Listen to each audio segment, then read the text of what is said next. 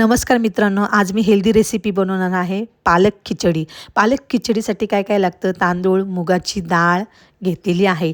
ती मी आता मस्त स्वच्छ छान पाण्याने आता ती धुवून घेणार आहे।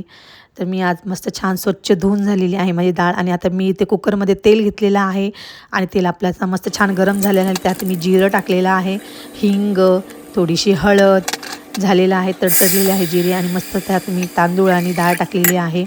आणि आता थोडंसं मीठ टाकलेलं आहे चवीनुसार, आणि कुकरच्या असं चार शिट्ट्या होऊ द्यायच्या आहे। इथे आता आपल्या कुकरच्या 4 शिट्ट्या होत आहे। रेसिपी खूप मस्त आहे, छान आहे, नक्की ट्राय करा तुम्ही, आणि हेल्दी आहे। तर इथे आपल्या कुकरच्या 4 शिट्ट्या झाल्या आहे, आणि आता इथे मी कुकरचं झाकण काढलं आहे। बघा, खिचडी खूप छान आणि मस्त झाली। इथे मी कढईमध्ये पाण्यामध्ये कोथिंबीर आणि पालक टाकलेले आहे, आणि आता ही पालक शिजली। आता ती मिक्सरमध्ये घेतली आहे, त्यात लसूण, हिरवी मिरची, आलं टाकलं आहे, बारीक झालं छान मस्त। आता मी कढईमध्ये तेल घेत आहे।